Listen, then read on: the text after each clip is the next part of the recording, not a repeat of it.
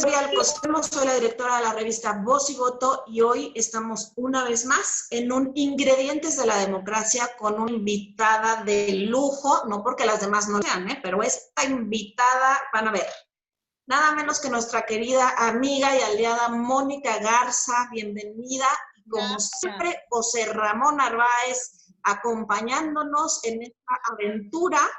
Esta vez no sé qué me va a salir, José Ramón, si un pastel, una ensalada, algo agridulce, pero como siempre estamos en esta sección hablando de democracia con gente que no necesariamente está vinculada al mundo de las cosas electorales o políticas, pero en esta ocasión sí tenemos a alguien que está metida todos los días en la agenda de este país, entre la agenda política.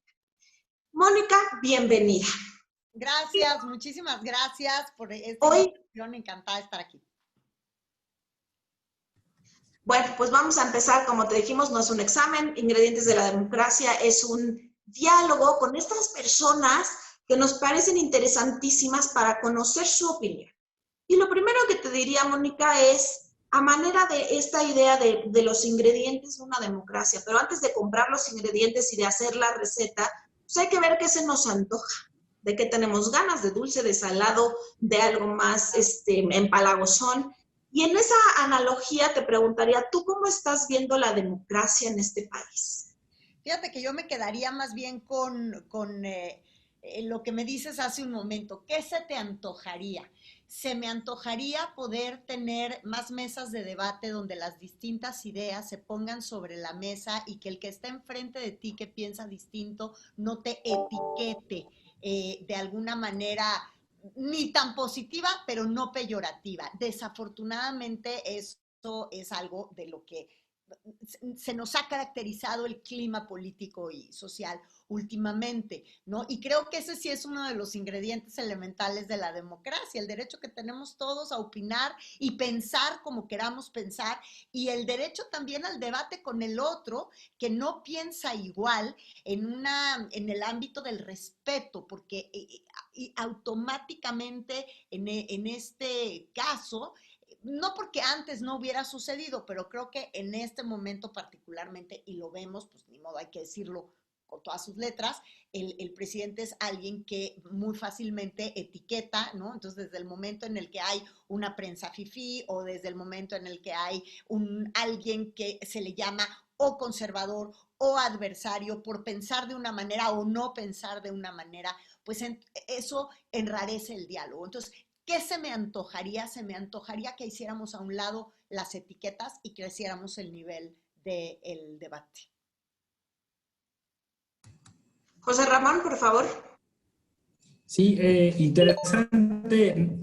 Digo, este asunto de la polarización política, que además es un mecanismo no exclusivo de nuestro gobierno, sino de muchos gobiernos que utilizan como pues esta comunicación política. Y yo estaba tratando como de hacer la metáfora, ¿no? Decías tú, Gloria, al inicio de que si sería una comida fusión, ¿no? Así como para los ingredientes que hoy estamos tratando de combinar, la experticia de Mónica, que tiene que ver con la comunicación. Me imaginaba que desgraciadamente hoy en este asunto, con este asunto de la pandemia, no podríamos hacer como estos lugares donde uno concurre a comer y que son tablones o mesas muy largas en un jardín, quizá, ¿no? Y hay gente de todo tipo y estamos ahí cerca, pero así sería un poco la democracia, o sea, sería estos lugares donde hay camiones de comida y uno se sienta en las mesas en medio y luego cada quien escoge lo que quiere. Y nadie te etiquetaría por comer sushi y al lado estaría alguien comiendo quizá pizza y una hamburguesa enfrente y eso yo creo que eso de la democracia, ¿no? O sea, que cada quien pueda manifestar sus gustos, sus antojos, como dijo Mónica, y creo que, bueno, pues eso tiene mucho que ver con la comunicación. En estos salones a los que yo me estoy imaginando, pues es eso, ¿no? Fomenta la comunicación, fomenta el acceso de las personas a distintas opciones y bueno, mi pregunta iría por ahí, ¿no? O sea, ¿cómo ves si los medios de comunicación en México fomentan estos espacios o realmente pues hay una serie de intereses que no les permiten que esta comunicación sea libre, ¿no? Porque finalmente, pues en algunos lugares, por ejemplo, estos donde refiero, pues hay alguien que dice, mejor que coman esto y manda ahí a mandar flyers o eso, y entonces ya tú ya no te das la oportunidad de probar otras cosas porque pues ya te ofrecieron ahí un menú, ¿no? A la entrada quizá, ¿no? Claro. Yo creo que Siguiendo la nosotros metáfora. nosotros como medios de comunicación o todos aquellos que intervenimos en algún medio de comunicación, somos los primeros que tenemos que cuidar la objetividad con la que desarrollamos las ideas, precisamente porque de lo que se trata, y sobre todo en una temporada electoral como esta, es de abrir los espacios a todas las ideas y a todos los personajes que las traigan. El tema es que en esta ocasión, también los medios de comunicación están siendo, por algunos, no por todos, pero sí es algo que ha caracterizado pues digamos, esta administración. Algunos medios sí están siendo etiquetados de manera muy radical, ¿no? Medios conservadores o medios o adversarios ya propiamente, y eso sí creo que es muy, muy peligroso. Pero yo lo veo muy peligroso desde otro ámbito, no nada más desde el asunto político y en este momento electoral. Lo veo porque no es conveniente para nada en un país donde ejercer el periodismo es tan peligroso y tan peligroso particularmente en épocas electorales, pero me voy a ir mucho más atrás. Al inicio de la presente administración tuve la oportunidad de coincidir con Edson Lanza de la Comisión Interamericana, bueno, de la Organización de las Naciones Unidas, él dedicado, pues el visitador dedicado a temas de libertad de expresión, y que veía con muchísima preocupación cómo en este momento en México sí se dividía a la prensa de esa forma, y que particularmente estos señalamientos vinieran pues de las conferencias de prensa mañaneras del presidente, lo cual es de celebrar. Yo soy la primera que celebro que existan estos espacios, porque el presidente se acerca a los medios de manera directa. Eso debemos de celebrarlo. Pero si desde esa misma palestra se señala medios y se etiqueta medios, difícilmente podemos estar hablando de un ambiente, de un piso parejo, ahora sí que de un piso parejo para todos los medios y sus distintos perfiles editoriales. Y creo que en un momento como este sí es particularmente delicado, porque si queremos realmente comportarnos con madurez y con la madurez de un país democrático, pues tendríamos que empezar por no juzgar una idea o la otra, o al personaje que la porta, ¿no? O sea, o los colores de su partido. Entonces, como medios de comunicación, creo que no es que tengamos una dirección editorial que te impida hablar. Sin embargo, hay que ser, digamos que ha habido momentos donde los políticos no se caracterizan por ser autocríticos. O sea, si yo te dijera, ay, ahorita no hay autocrítica y antes sí, estaría mintiendo. Por supuesto que no. Los políticos en general no son autocríticos. Pero la apertura en momentos, en circunstancias como la electoral, sí tiene que ser desde otro tipo de madurez, yo le diría. Y de repente siento que esa apertura peligra. Y entonces ahí se pone en peligro tanto de un lado como del otro, es decir, tanto del medio de comunicación como del partido en cuestión, o el candidato en cuestión, o el político en cuestión, que nada más quiera ir a expresar una idea que tiene, una iniciativa que tiene, porque ya estamos en la guerra de las etiquetas. Eso es lo que sí me parece muy peligroso. Pues efectivamente, ¿no? Y creo que sí, en esta... Yo todavía de repente con la gente que trabajo fuera de México me dice, oye, ¿cómo que el presidente está todos los días en la televisión, no? Pues sí, como bien lo dices, tiene varias lecturas, desde una enorme transparencia de comunicación con el país, pero cuando uno ve el contenido dice, híjole, no, pues no siempre es muy amable o no es porque siempre tenga que ser complaciente un presidente, simplemente que hay un tema de comunicación.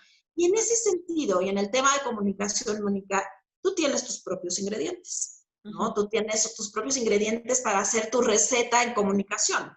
Ujú. Y hay dos que a mí me encantan porque creo que los tenemos en la misma alacena o los compartimos, que es la inclusión y es la lucha por los derechos humanos de aquellos grupos que históricamente han estado relegados. Cuéntanos un poco de estos dos grandes ingredientes. A lo mejor hay más, cuéntanos qué más. En tu comunicación, en tu preparación, en este sentido de, digamos, con clave o en clave democrático. Ujú.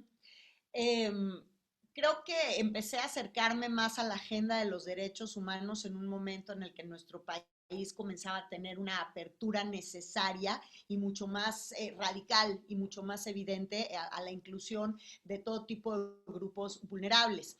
De unos 10 o 15 años a la fecha, por ejemplo, las agendas dentro de la comunidad LGBTI se han visto más beneficiadas con derechos legalmente, lo cual no significa que puedan ser beneficiados de ello. No es lo mismo que tú sepas que puedes cortar una planta a que en la realidad vayas y puedas cortarla sin que haya consecuencias. Creo que esa es una parte donde todavía nos falta. También estamos viviendo en nuestro país en un momento en el que la violencia de género es inédita.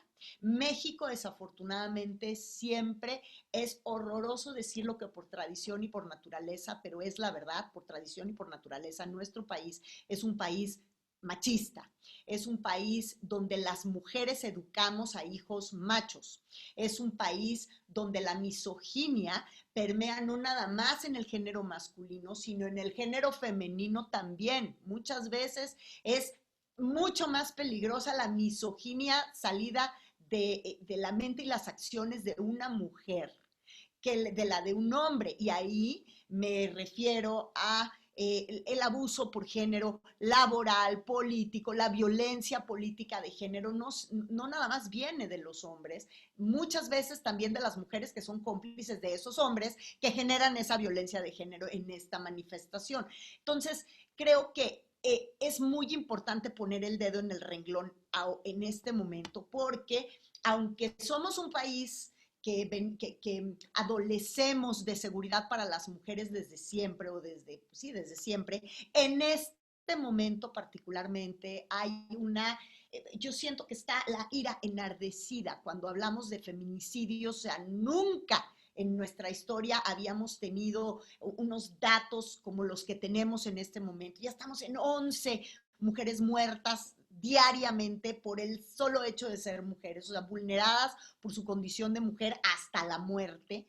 Eh, Tampoco habíamos tenido una posibilidad de que las mujeres se expresaran de la manera en la que se expresan. Eso también es verdad, pero tampoco habíamos visto nunca, o sea, lo que vimos la semana pasada en el Estado de México es aterrador. Lo que vimos la semana pasada en un organismo autónomo o que está diseñado para ser autónomo, como es la Comisión Nacional de Derechos Humanos en nuestro país, es inédito y no está bien, no nos da una cara que nos conviene, no nos da un panorama que es el que queremos tener cuando estamos hablando de que estamos a las puertas del ejercicio democrático más importante en la historia de México, como lo que vamos a vivir en el 2021, porque viene una elección con una cantidad de cargos a elección que nunca antes habíamos visto. Entonces, en este momento creo que las mujeres se están manifestando, pero desafortunadamente también ya desde la ira, pero desde una ira que también es justificada. O sea, es decir, ya me diste las armas para no callarme, pues no me voy a callar. De todas maneras me quieres callar, pues entonces voy a empezar a actuar igual que tú. Y eso se va pues a todas las manifestaciones, digamos, ¿no? Y por otro lado, pues en el tema de los derechos humanos tenemos un gran problema en este momento en México, porque posiblemente en este momento con el pretexto de la pandemia, pero desde hace 2 años están pasando a un muy segundo término los grupos vulnerables. No vemos que en las iniciativas o en los cambios constitucionales que se pretende para ellos se estén considerando como tal. O sea, hemos visto cómo podemos tener una comisión de atención a víctimas decapitada por meses, ¿no? Que no tuviera una cabeza para ver pues una situación como la que vivimos en México es imposible. No podemos tener, ¿cómo podemos tener confianza si no tenemos un organismo con la autonomía que necesita para acercarnos en caso de que veamos violados nuestros derechos humanos? A ver, la Comisión Nacional de Derechos Humanos es una comisión que solía pelearse con el gobierno, así dichas las cosas por su nombre, cuando se trataba de exigir justicia por un caso o miles, o los que fuera necesario. No puede ser que en este momento tengamos un organismo que el mensaje que nos está enviando es que se va a sentar a esperar la línea del gobierno para ver cómo va a ejecutar una acción. Por mucho que ellos digan que eso así no es, no, así sí es, porque además eso, la situación en la Comisión Nacional de Derechos Humanos, que tiene gente muy valiosa, pero en cuanto a su cabeza, pues hay que decirlo. O sea, si nos vamos a cómo comenzaron siendo las cosas, pues en la Comisión Nacional de Derechos Humanos no puede haber una persona que está ligada directamente a un partido político. Y ella tenía, Rosario Piedra Ibarra, la actual titular de la CNDH, pues estaba en el consejo político de Morena, y eso todos sabemos que no puede suceder, y eso nos pone en riesgo a todos, en muchos sentidos. ¿Por qué? Porque México es un país que, al estar enfrentado a las distintas cruzadas que tenemos en derechos humanos, porque tenemos un problema de inseguridad gravísimo, porque tenemos un problema de violencia de género gravísimo, porque tenemos un problemononón de violencia contra los menores gravísimo, porque tenemos un tema de embarazo adolescente, porque tenemos... Entonces, en este momento, no contar con un organismo así es, en el que podamos tener una total confianza, sí creo que es muy peligroso, pero asimismo creo que es muy importante por eso poner el dedo en ese renglón. Yo siempre lo he dicho, la organización civil es fundamental, y en esta ocasión, como en tantas, pues la sociedad civil tiene con sus organizaciones que venir a corregir la plana de quienes tendrían que hacerlo desde la función pública, de otro orden, ¿no? No está sucediendo. Entonces, pues sí, creo que en este momento también es un terreno que está pues muy enfrentado y con el que hay que tener mucho cuidado de cara a un proceso electoral pues que se antoja va a ser muy complejo, ¿no?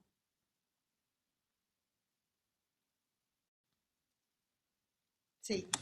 Sí, me dices, entra, Raúl. Sí, justo me engancho con esta última cosa que dice Mónica sobre este proceso electoral que sigue. Siempre es el más complejo, ¿no? El pasado es el más complejo y el que sigue es el más complejo.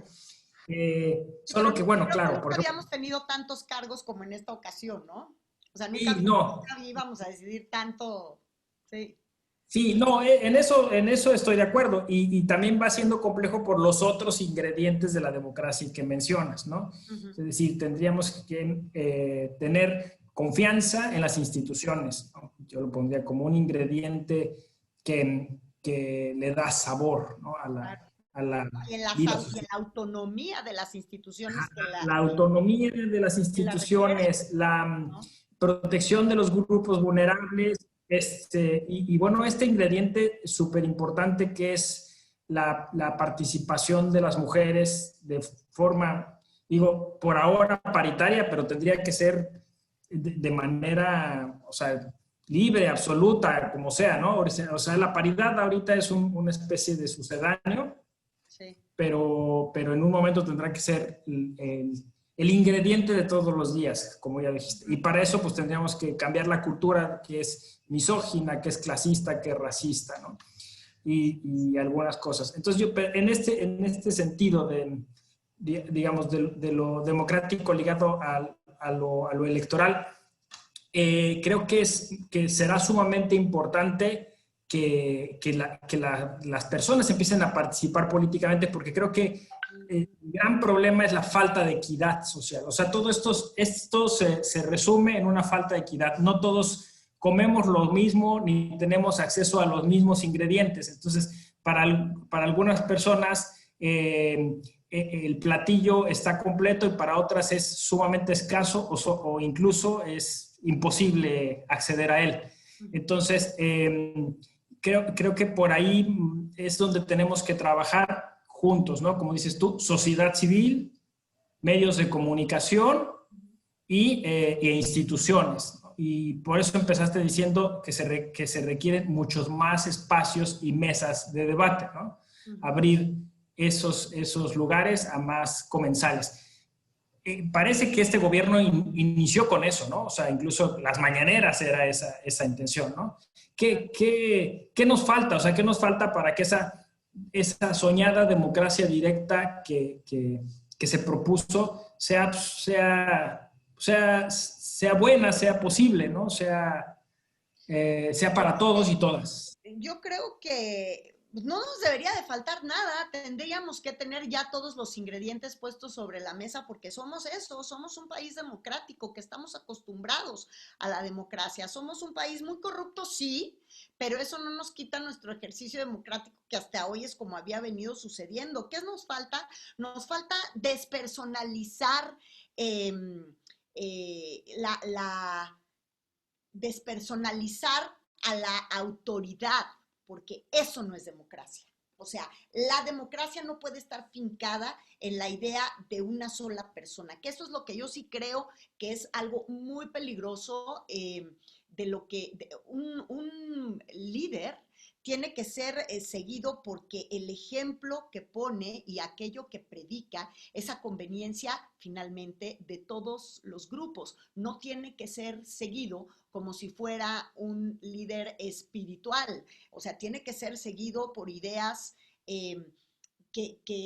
por ideas que sean prácticas para la economía, para la política, es decir, creo que en este momento particularmente, que es este momento de pandemia que nos está poniendo a prueba a todos, en todos aspectos, en en la expertise, a los políticos, en la manera de saber hacer las cosas y mediar con una emergencia sanitaria que le ha pegado de manera muy importante al ámbito económico, que es lo que nos hace respirar en este país, además siendo un país tan importante en América Latina. México es el número 1 en muchas cosas en América, como continentalmente hablando, ¿no? Entonces, creo que de repente la falta de estrategias, la falta de una dirección en este sentido que esté alejada de visceralidades, eso es lo que nos falta para poder seguir adelante de una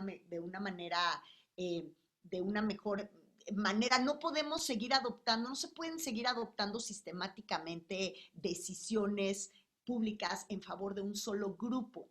Si no es así, así pareciera algunas veces. Y cuando estamos sujetos a la interpretación del discurso, que es a lo que estamos sujetos todo el tiempo, y si parece que muchas de estas decisiones se toman para un solo grupo, que es el que quiere pensar de tal manera o seguir a tal líder, sí creo que se pone a la democracia en riesgo. Entonces, ¿qué es lo que nos falta?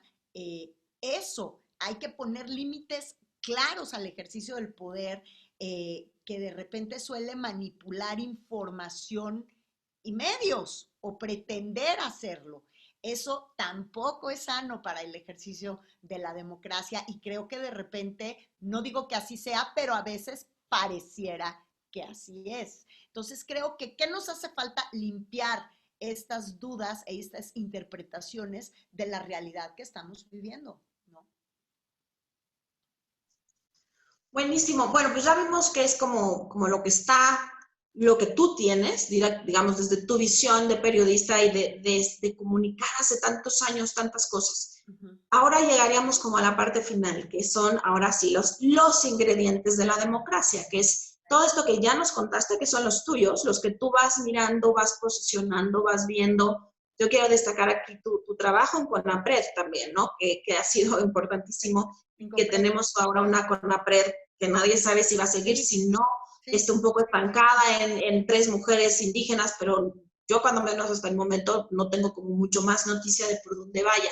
Y efectivamente, o sea, todas estas deudas históricas, yo te pongo un ejemplo, José Ramón, Mónica, tenemos más o menos 30 millones de jóvenes entre 12 y 29 años en este país y seguimos sin una ley general o federal de jóvenes. Sí. O sea, no hay, lo único que hay es la ley del Instituto Mexicano de la Juventud, que está desmantelado con 75% menos de presupuesto y haciendo prácticamente nada, ¿no? Las becas y las becas y las becas. Además, con una ley Pero, que no es transversal, ¿eh? O sea, claro, México, tú estás hablando de más de 30 millones de jóvenes que no se desarrollan, ni viven, ni nacieron en las mismas circunstancias, que no es lo mismo ser joven en Yucatán que ser joven en Tamaulipas, que ser joven en Querétaro, ¿no? Y que no es lo mismo ser un joven que creció en una comunidad rural a un joven que ha crecido en la Ciudad de México, en un área urbana, quizá industrial, y creo que esa ley tiene que estar sometida a revisión también. Es bien delicado esto que tú mencionas.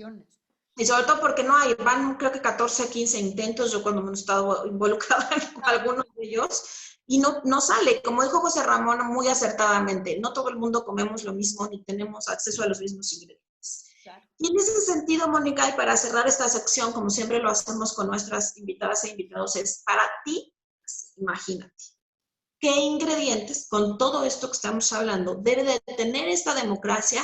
Ahora sí, en un marco, porque el 7 de septiembre se empezó, ya arrancó el proceso electoral federal, en este marco de elecciones, las más grandes, pandemia, comunicación, ¿qué ingredientes no pueden faltar en la democracia? Así como un mole no le pueden faltar chiles y chocolates o no sé, o sea, un pastel, bueno, ya ahora sí hay pasteles sin harina, pero no son tan ricos. Entonces, para ti, ¿qué es eso que no puede faltar en estos ingredientes de la democracia? Libertad de expresión, libertad de opinión, respeto y el respeto a la laicidad del Estado.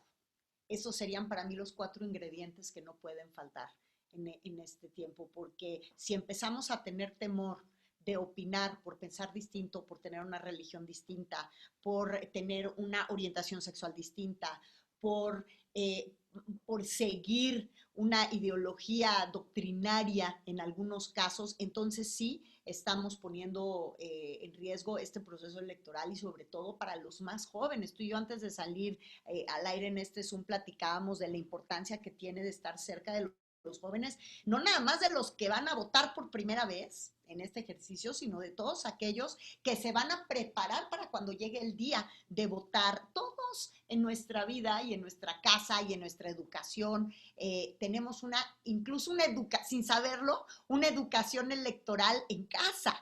O sea, en el seno de una familia se tiene también una ideología y unas simpatías, unas filias y unas fobias.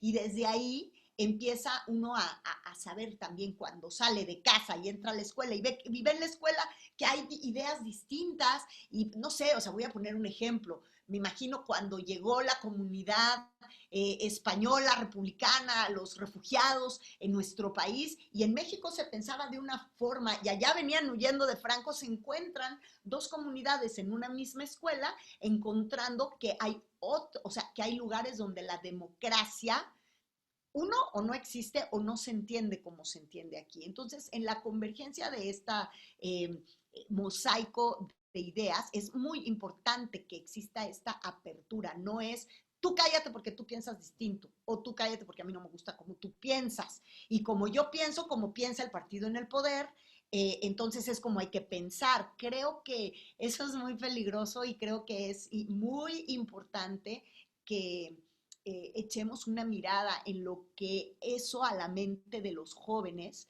les alimenta, ¿no? Porque les puede alimentar para bien, porque también te puede alimentar para bien. Estar frente a alguien, si es con argumentos, no con etiquetas, si con argumentos te pueden convencer de que una idea, de que una ideología que es la que apoya un partido político es mejor o es la correcta o es la que a tu condición más le va a convenir, está muy bien, bajo argumentos, no bajo etiquetas que de entrada desacreditan sin haber podido ni siquiera abrir un diálogo o poner las distintas situaciones o posibilidades sobre la mesa. Entonces, repito, libertad de expresión, opinión, laicidad, defensa de la laicidad del Estado. Pues muchísimas gracias, José Ramón. No sé si quieres cerrar con algún comentario final, pero por nuestra parte, Mónica, estamos agradecidísimas de estar el día de hoy contigo. Esperamos que esto pueda salir muy prontito, entre 1 o 2 días, porque todo se hace artesanal como la buena. Ya sé. Así es. Se hace artesanal. Entonces, la verdad es que estoy encantada, José Ramón. Un mensaje final. No, nada más es agradecer a Mónica y pues eso, que cocinamos nosotros a fuego lento, en horno de leña, ¿no? Poco a poquito, para que agarre sabor. Gracias, Mónica. No, gracias, Gloria. Gracias a ustedes. Muchas gracias, Mónica. Esto es Ingredientes de la Democracia, Voz y Voto. Como siempre, nos veremos en nuestro canal de YouTube y en nuestra página www.vozyvoto.com.mx. Quédense pendientes de todo lo que hacemos. Tenemos blogs, tenemos muchísimas secciones nuevas. Muchas gracias, Mónica, José Ramón. Un abrazo muy grande y hasta pronto. Gracias. Hasta pronto.